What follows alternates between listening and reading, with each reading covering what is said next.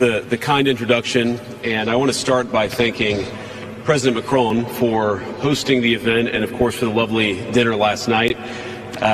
During the dinner, President Macron looked at me and asked if I would like to speak, and I said, Mr. President, I'm here for the good company and free wine, but I have to earn my keep today. And I, of course, want to thank Prime Minister Modi for being here and for co-hosting the summit, for all of you for participating. And I'm not here this morning to talk about AI safety, which was the title of the conference a couple of years ago. I'm here to talk about AI opportunity. When conferences like this convene to discuss a cutting-edge technology, oftentimes I think our response is to be too self-conscious, too risk-averse. But never have I encountered a breakthrough in tech that so clearly calls us to do precisely the opposite. Now, our administration, the Trump administration, believes that AI will have countless revolutionary applications in economic innovation, job creation, national security, healthcare, free expression, and beyond. And to restrict its development now will not only unfairly benefit incumbents in the space, it would mean paralyzing one of the most promising technologies we have seen in generations. Now, with that in mind, I'd like to make 4 main points today. Number 1, this administration will ensure that American AI technology continues to be the gold standard worldwide, and we are the partner of choice for others, foreign countries, and certainly businesses as they expand their own use of AI. Number 2, we believe that excessive regulation of the AI sector could kill a transformative industry just as it's taking off, and will make every effort to encourage pro-growth AI policies. And I like to see that deregulatory flavor making its way into a lot of the conversations this conference. Number 3, we feel very strongly that AI must remain free from ideological bias, and that American AI will not be co-opted into a tool for authoritarian censorship. And finally, number 4, the Trump administration will maintain a pro-worker growth path for AI, so it can be a potent tool for job creation in the United States. And I appreciate Prime Minister Modi's point. AI, I really believe, will facilitate and make people more productive. It is not going to replace human beings. It will never replace human beings. And I think too many of the leaders in the AI industry, when they talk about this fear of replacing workers, I think they really miss the point. AI, we believe, is going to make us more productive, more prosperous, and more free. The United States of America is the leader in AI, and our administration plans to keep it that way. The U.S. possesses all components across the full AI stack, including advanced semiconductor design, frontier algorithms, and, of course, transformational applications. Now, the computing power this stack requires is integral to advancing AI technology. And to safeguard America's advantage, the Trump administration will ensure that the most powerful AI systems are built in the U.S. with American-designed and manufactured chips. Now, just because we're the leader doesn't mean we want to or need to go it alone, of course. And let me be emphatic about this point. America wants to partner with all of you. And we want to embark on the AI revolution before us with the spirit of openness and collaboration. But to create that kind of trust, we need international regulatory regimes that fosters the creation of AI technology rather than strangles it. And we need our European friends in particular to look to this new frontier with optimism rather than trepidation. Now, the development of cutting-edge AI in the U.S. is no accident. By preserving an open regulatory environment, we've encouraged American innovators to experiment and to make unparalleled R&D investments. Of the $700 billion, give or take, that's estimated to be spent on AI in 2028, over half of it will likely be invested in the United States of America. Now, this administration will not be the one to snuff out the startups and the grad students producing some of the most groundbreaking applications of artificial intelligence.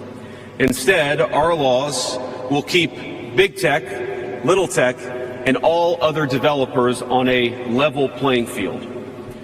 Now, with the President's recent executive order on AI, we're developing an AI action plan that avoids an overly precautionary regulatory regime while ensuring that all Americans benefit from the technology and its transformative potential. Now, we invite your countries to work with us and to follow that model if it makes sense for your nations. However, the Trump administration is troubled by reports that some foreign governments are considering tightening the screws on U.S. tech companies with international footprints. Now, America cannot and will not accept that, and we think it's a terrible mistake, not just for the United States of America, but for your own countries. Now, U.S. innovators of all sizes already know what it's like to deal with onerous international rules. Many of our most productive tech companies are forced to deal with the EU's Digital Services Act and the massive regulations it created about taking down content and policing so-called misinformation. And of course, we want to ensure the internet is a safe place, but it is one thing to prevent a predator from preying on a child on the internet, and it is something quite different to prevent a grown man or woman from accessing an opinion that the government thinks is misinformation. Meanwhile, for smaller firms, navigating the GDPR means paying endless legal compliance costs or otherwise risking massive fines. Now, for some, the easiest way to avoid the dilemma has been to simply block EU users in the first place. Is this really the future that we want? Ladies and gentlemen, I think the answer for all of us should be no. Now, there's no issue where we worry about more than regulation when it comes to energy. And again, I appreciated the comments of so many at the conference because they recognize that we stand now at the frontier of an AI industry that is hungry for reliable power and high-quality semiconductors. Yet too many of our friends are deindustrializing on the one hand and chasing reliable power out of their nations and off their grids with the other. The AI future is not going to be won by hand-wringing about safety. It will be won by building, from reliable power plants to the manufacturing facilities that can produce the chips of the future. Now, at a personal level, what excites me most about AI is that it is grounded in the real and the physical economy. The success of the sector isn't just a matter of smart people sitting in front of a computer screen and coding. It depends on those who work with their hands. Even as robotics will change our factories, it will certainly make our healthcare providers better at treating diseases, but it will also depend on the data produced by those healthcare providers, by those doctors and nurses. I believe it will help us create and store new modes of power in the future, but right now, AI cannot take off unless the world builds the energy infrastructure to support it. Now, it's my view that tech innovation over the last 20 years has often conjured images of smart people staring at computer screens, engineering in the world of bits. But the AI economy will primarily depend on and transform the world of atoms. Now, at this moment, we face the extraordinary prospect of a new industrial revolution, one on par with the invention of the steam engine or Bessemer steel. But it will never come to pass if overregulation deters innovators from taking the risks necessary to advance the ball. Nor will it occur if we allow AI to become dominated by massive players looking to use the tech to censor or control users' thoughts. And I'd ask if you step back a moment and ask yourself, who is most aggressively demanding that we, meaning political leaders gathered here today, do the most aggressive regulation? It is very often the people who already have an incumbent advantage in the market. And when a massive incumbent comes to us asking us for safety regulations, we ought to ask whether that safety regulation is for the benefit of our people or whether it's for the benefit of the incumbent. Now, over the last few years, we've watched as governments, businesses, and nonprofit organizations have advanced unpopular and, I believe, downright ahistorical social agendas through AI. In the U.S., we had AI image generators trying to tell us that George Washington was black or that America's doughboys in World War I were in fact women. Now, we laugh at this now, and of course it was ridiculous, but we have to remember the lessons from that ridiculous moment. And what we take from it is that the Trump administration will ensure that AI systems developed in America are free from ideological bias and never restrict our citizens' right to free speech. We can trust our people to think, to consume information, to develop their own ideas, and to debate with one another in the open marketplace of ideas.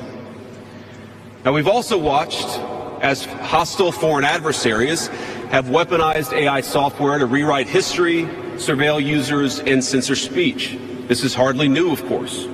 As they do with other tech, some authoritarian regimes have stolen and used AI to strengthen their military, intelligence, and surveillance capabilities, capture foreign data, and create propaganda to undermine other nations' national security. I want to be clear. This administration will block such efforts, full stop. We will safeguard American AI and chip technologies from theft and misuse, work with our allies and partners to strengthen and extend these protections, and close pathways to adversaries attaining AI capabilities that threaten all of our people. And I would also remind our international friends here today that partnering with such regimes, it never pays off in the long term. From CCTV to 5G equipment, we're all familiar with cheap tech in the marketplace that's been heavily subsidized and exported by authoritarian regimes. But as I know, and I think some of us in this room have learned from experience, partnering with them means chaining your nation to an authoritarian master that seeks to infiltrate, dig in, and seize your information infrastructure. Should a deal seem too good to be true, just remember the old adage that we learned in Silicon Valley: if you aren't paying for the product, you are the product. Finally, this administration wants to be very clear about one last point. We will always center American workers in our AI policy. We refuse to view AI as a purely disruptive technology that will inevitably automate away our labor force.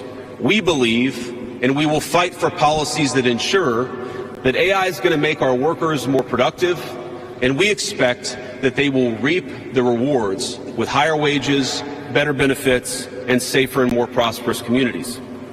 From law to medicine, manufacturing, the most immediate applications of AI almost all involve supplementing, not replacing, the work being done by Americans. Now, combined with this administration's worker-first approach to immigration, we believe that a U.S. labor force prepared to use AI to its fullest extent will instead attract the attention of businesses that have offshored some of these roles. To accomplish this, the administration will make sure that America has the best trained workforce in the world. Our schools will teach students how to manage, how to supervise, and how to interact with AI-enabled tools as they become more and more a part of our everyday lives.